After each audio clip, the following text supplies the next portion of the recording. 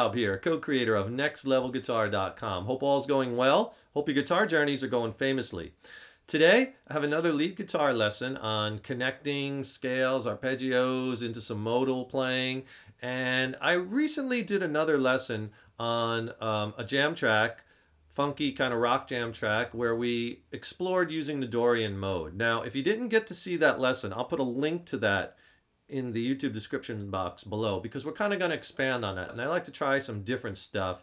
And the Dorian mode is great because, especially if you're like a rock or blues player, because you can use it so often and it provides such a cool mood and sound. And we're using a jam track today in the key of G minor. This is the same track that we used in the previous lesson.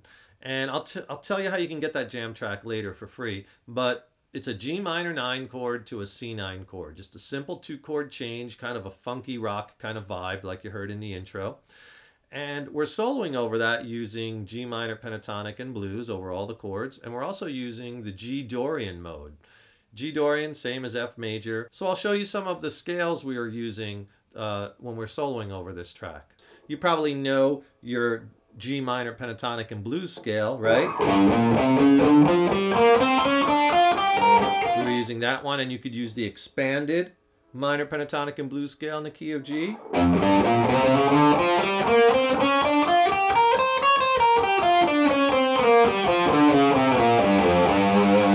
So now the Dorian mode, we're going to add 2 notes basically to minor pentatonic. And the Dorian will look like this: G, A. We're adding the second. And then of course you have your B flat, C, D. We're adding the E note. We're adding that 6th. And F. Now if I play that scale all the way up and down, you could use this shape. So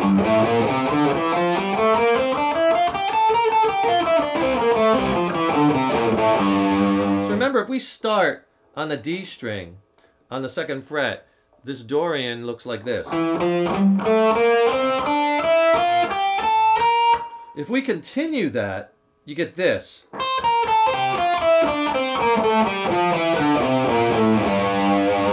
Right? There's another Dorian shape that you can put into your arsenal.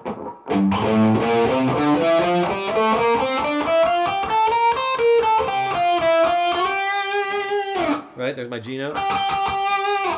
Okay, so that's awesome. And if you want to practice that, try connecting both of those together. You know, descending down the other one and maybe ascending up this one, so you get something like this.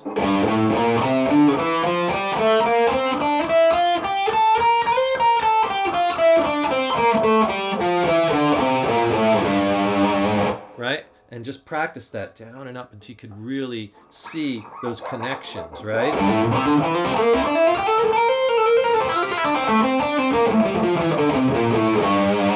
Really get that under your fingers and get super comfortable with that and connecting that, you know, maybe going in between that and minor pentatonic and blues to get some really cool sounds. But let me show you a cool little arpeggio and ways that we can kind of connect in and out of that scale.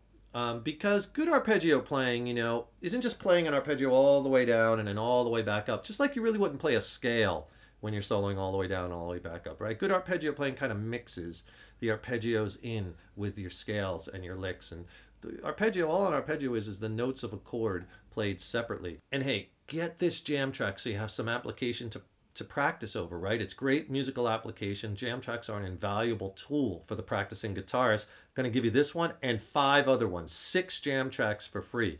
Click on the link in the YouTube description box below and I'll send them to you for free. 6 jam tracks plus 2 ebooks. One is my jam track coach, where I go over the jam tracks one at a time, all 6 of them, and suggest things to play and stuff to try, sound a little different, and, you know, go over the chords and how to figure out what to play over what and why it works. And then I also have another ebook where I diagram out all the scales. So you see all the scales I'm talking about. If you're not sure of them, just flip it to the ebook and you got them. 6 jam tracks, 2 ebooks for free. Let's look at this minor triad, this minor arpeggio, right? A G minor chord is made up of the notes G, the root, the flat third, root flat third, B flat, and 5th D. That's a G minor chord. So if we play those notes one at a time, G, B flat D, we have a G minor arpeggio. All over the fretboard. Right, wherever we want to play it. Okay, so what we want to do is let's diagram out the shape, and I'll show you how we'll kind of alter it to make it musical. Because playing, you know, minor triads like up and down the neck, you know, to me, in my opinion, isn't the most musical thing, isn't the most melodic thing, but when you start combining it with other cool devices, then you really got something cool. So let's do this. Let's play. That's the whole arpeggio. So you have G, B flat, D, then you go to the next G, B flat, D, G, B flat, D, right?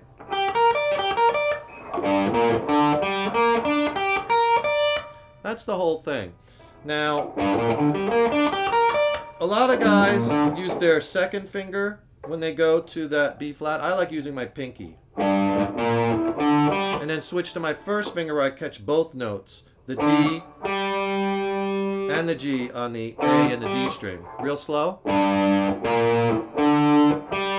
So I'm using first finger, fourth, first, first. And on that one, you kind of roll your finger, first finger, to relieve pressure. Because you don't want the notes bleeding into each other. You want the notes to sound like one at a time, individual. So there's the whole arpeggio. Get that under your fingers, but let's do it like this.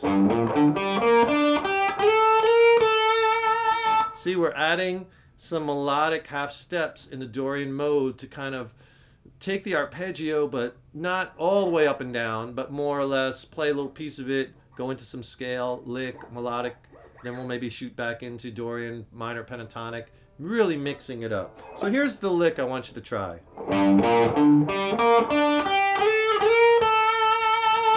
Okay, notice we're ending on this A note, but I get this nice A to B flat movement, which is our second to flat third, right? Which is in that Dorian mode.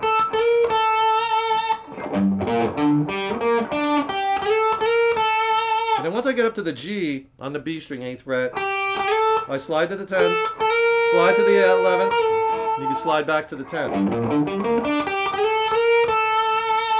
Or use your second finger to get back from the 11th to the 10th. Okay, so get that under your fingers. Now, so we're down here,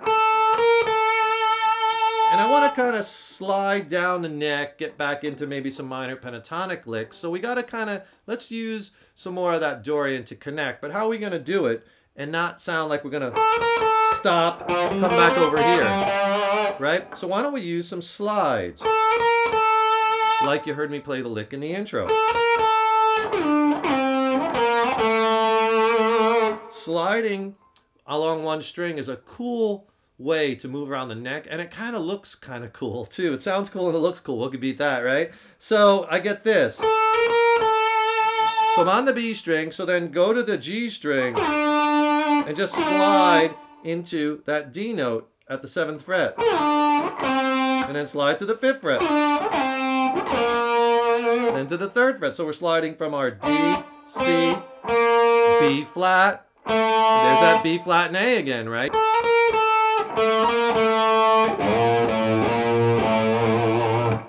So, and each time I'm kind of coming down further and sliding back. It's not an exact science, so you don't have to grab any particular fret because you're sliding so quick it'll sound in key.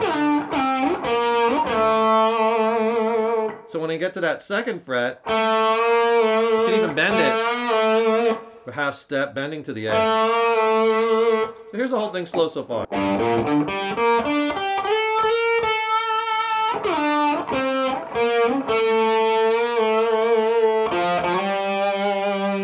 And then 3rd fret on the F note, slide to the G, which is our root note.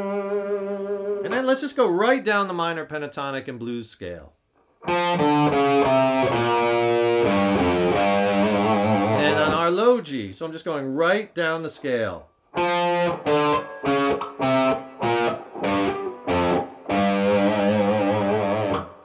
So you get this.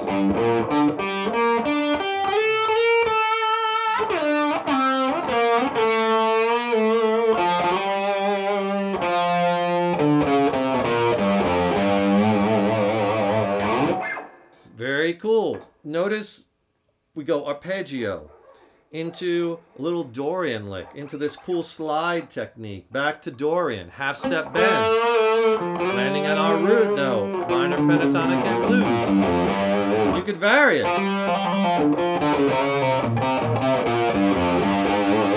There I was just using minor, pentatonic, and blues.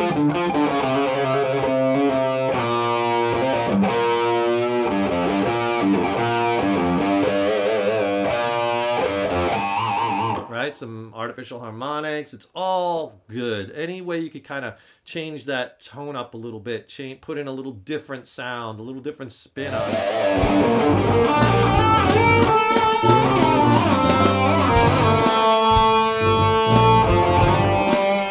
Just throw that little sliding device into any lick.